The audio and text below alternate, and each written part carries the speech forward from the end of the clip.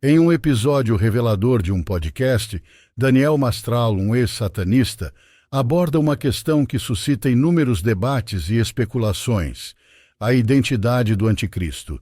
Segundo Mastral, ele possui conhecimento sobre 9 indivíduos que estão sendo preparados para, possivelmente, assumir este papel nefasto conforme as profecias do Apocalipse cristão. Intrigantemente, ele menciona que um destes potenciais anticristos já visitou o Brasil anos atrás, deixando um rastro de curiosidade e mistério sobre suas intenções e ações durante essa estadia. A discussão se aprofunda na complexidade das teorias conspiratórias e na interpretação de sinais culturais como indicativos de uma influência maligna. Mastral traz à tona o exemplo da crença popular que associa mensagens satânicas às músicas tocadas ao contrário, uma prática que ele descreve com detalhes, pontuando a existência de mensagens subliminares que supostamente promovem o mal. Essa abordagem é frequentemente contestada, e ele relata interações com pessoas céticas que desconsideram essas teorias como meras coincidências, sem se aprofundarem na potencial seriedade das acusações. Ele explica que muitas dessas teorias são desconsideradas ou ridicularizadas pela sociedade e compara essa reação à advertência bíblica de Oséias, capítulo 4, versículo 6, que lamenta a destruição que vem da falta de conhecimento.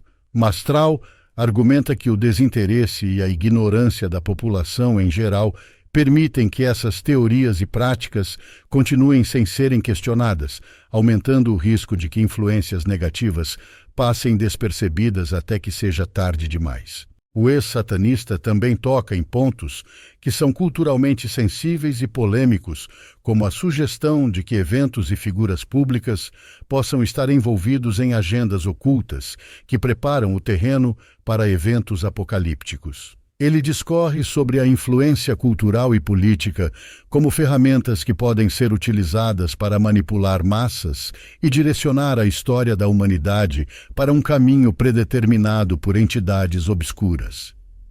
Daniel Mastral, ao abordar a noção de eventos e figuras públicas envolvidas em agendas ocultas, propõe uma visão do mundo onde as camadas visíveis da sociedade são apenas a superfície de operações complexas e escondidas.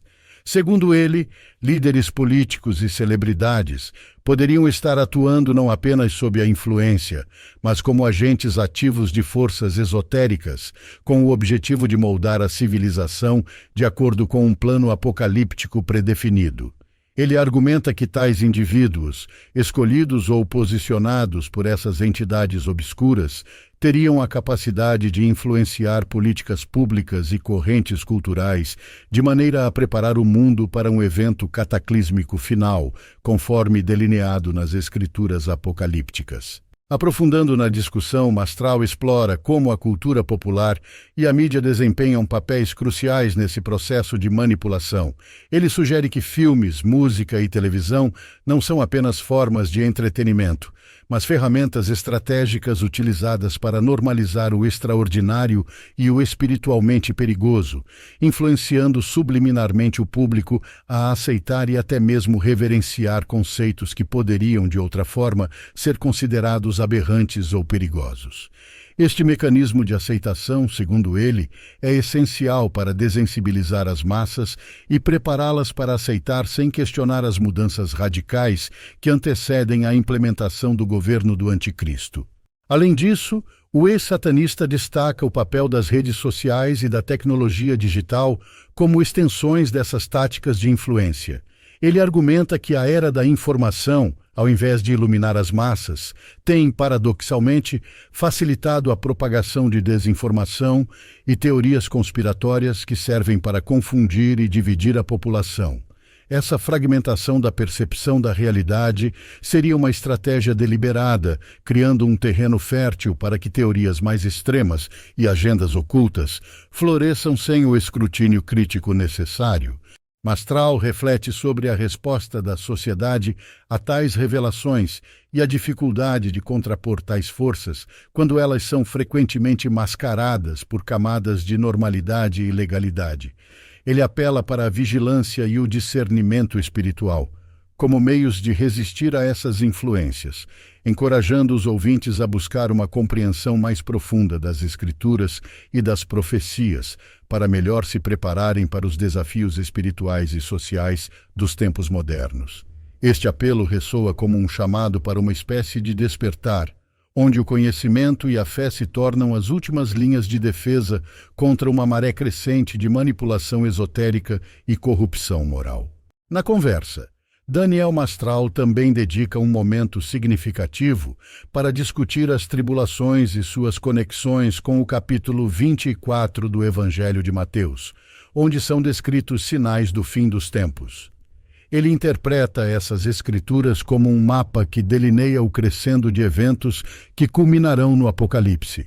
Mastral ressalta que as guerras, fomes, pestilências e desastres naturais mencionados por Jesus como o princípio das dores são, em sua visão, evidências claras de que estamos caminhando para a fase final da história humana conforme profetizado.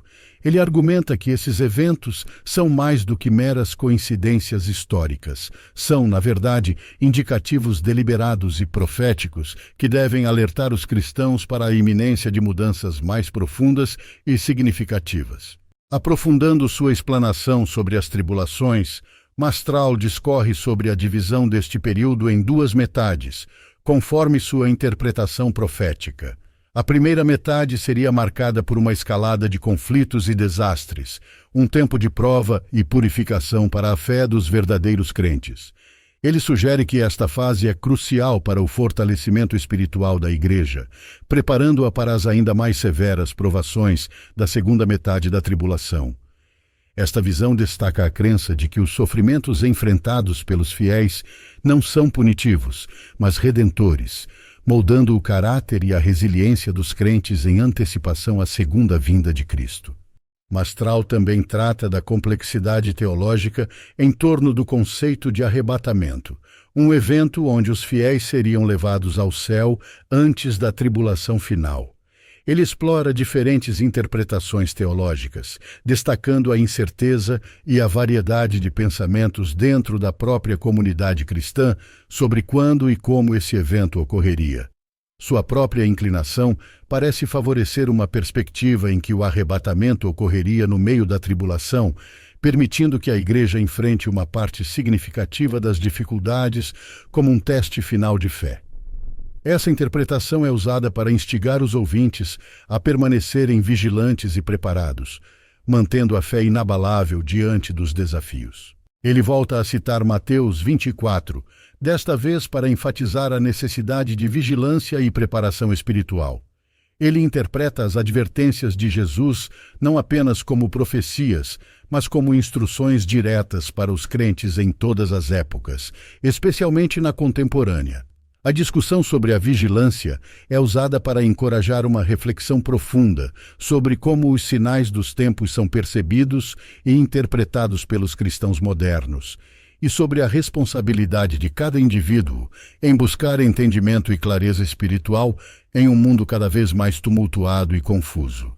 Este diálogo no podcast não apenas ilumina as sombras das teorias de conspiração, mas também instiga os ouvintes a questionarem e a refletirem sobre a realidade à sua volta, encorajando um olhar mais crítico sobre o mundo e suas complexas camadas de informação e poder. A conversa entre Mastral e seu interlocutor serve como um lembrete perturbador de que, mesmo em uma era de informação abundante, o conhecimento verdadeiro e a compreensão dos eventos mundiais são, muitas vezes, mais inacessíveis do que se poderia esperar. Agradeço profundamente por assistir ao vídeo e compartilhar este momento especial conosco.